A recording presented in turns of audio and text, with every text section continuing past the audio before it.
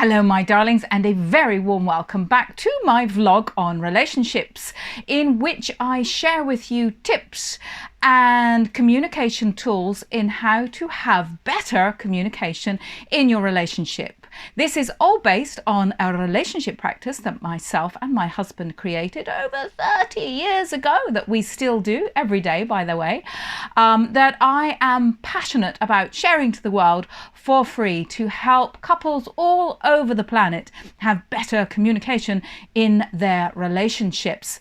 So if you caught parts 1 to 3, what I have covered so far is the skill of listening.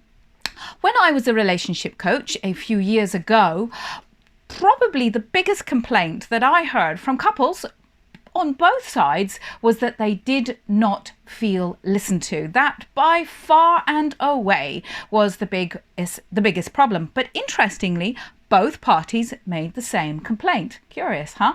So if you are one of those souls who does not feel listened to by your partner, I have suggested you do something in part 1 rather counterintuitive, and that was to take 10 whole minutes of listening to your partner. Yep, you heard that right. Not asking them to listen to you, but 10 whole minutes in which you not only listen to your partner, but you stay silent at the end of it. You do not correct, criticize, or respond in any way to anything that you have heard, that you just stay happily quiet and absorb the information that they are giving you. And that you do it as many times as you can. And in part 2, I suggested not only did you listen without interruption, but that you reflected back to them what you think that they had heard. So you listened very, very carefully to what they were saying, for the words that they were using, for the complaint that they perhaps were making, or the information that they wanted to get across, and as best as you can, reflect back to them exactly what they had said to you. And in my last vlog, I gave you a reason why I was suggesting doing something so counterintuitive. How does listening to your partner when you're the one that wants to be listened to work? Well, it works because of something I call the rule of reciprocation. Yes, a very long word, but basically, if you boil reciprocation down, and it being a rule, it means if you give something to somebody, they often feel motivated and inspired to return it to you.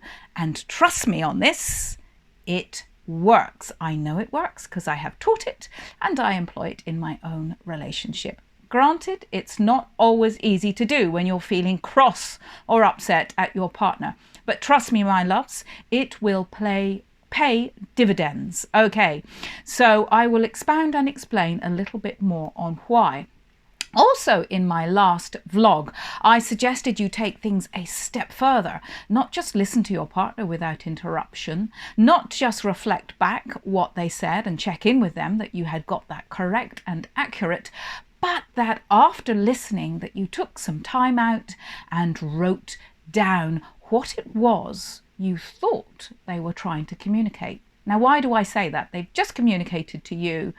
Why would there be any lack of clarity about what that was that they were trying to communicate? Well, the simple answer is we're all rubbish at communication. Not only have we been appallingly badly trained generally by our glorious parents, but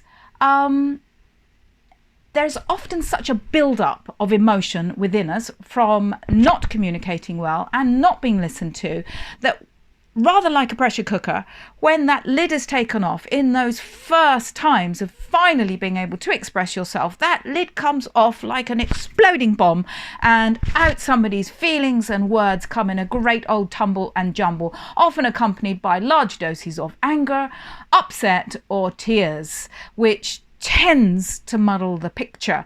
So you'll be listening to your partner and they do what I kind of call throwing up. And you just have to sort of sit there and try and work out what it is often that they are really trying to say beneath all of the words that have come tumbling from them. Or you may even have a partner who's not very good at communication and really struggles to say anything. So then you've kind of got to work with a few little crumbs that they are able to sort of squeeze out. Okay, so sometimes it all comes out as a jumble, sometimes it's little tiny pips and peas, and you have to sort of sort through them and work out what it is that they were trying to say. It is what I call being a detective. This is incredibly important in the art and skill of listening to your partner. Okay, so let's just go over those points just to make sure you've got them. I've even, for clarity's sake, written it down. So part 1 is listen to your partner for 10 whole minutes without interruption, without correction or criticism. Part 2 is the ability to prove that you listened by reflecting back to them the words that they used to express what their upset was. But part 3 is being a detective, because we need to be a detective because we are all so rubbish at communication. Okay, so what though? What are you being a detective for? What is it, to unpack it a little bit more, that you want to discover? Well, here it is, my darlings. What you want to discover beneath all that's come forth from your partner is what, beneath what they've just said to you, is their unmet need. You got that? Their unmet need. Now, we'll be talking an awful lot about unmet needs in relationships, but if you can discover and understand an unmet need, you will have found the magic wand of listening. An unmet need, how can I describe that in its simplest form?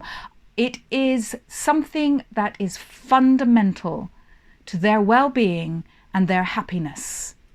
It is not something that is negotiable. They'd quite like if they could possibly have it. It is something that is foundational to them feeling loved and appreciated by you, okay? And you too, my darlings, will also have needs. So when we are talking about needs, it applies to both of you. And here's the interesting thing.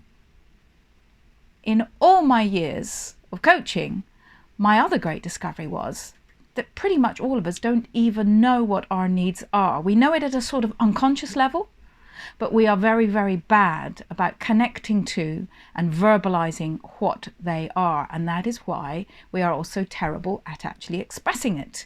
Not only do we not know what our partner's needs are, but we don't know what our own needs are. But here's the little jewel in the crown. When you discover the skill of being a detective and finding out what it is that your partner's needs are, you will in turn, often at the same time, discover your own needs. And this is why relationships, my loves, actually help you not just to have a better relationship, but they help you to understand yourself individually and therefore grow as a human being. So it's very, very worthwhile doing this skill of discovering your partner's needs. Once again, rule of reciprocation, do this and it will come back to you tenfold.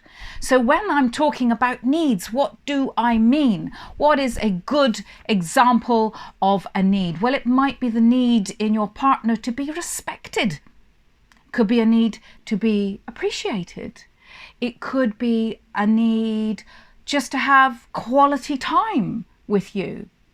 It could be a need for community and a vibrant social life. It could be a need for safety or financial security. It could be a need not for social time, but actually to have their own space. It could be a whole bunch of things.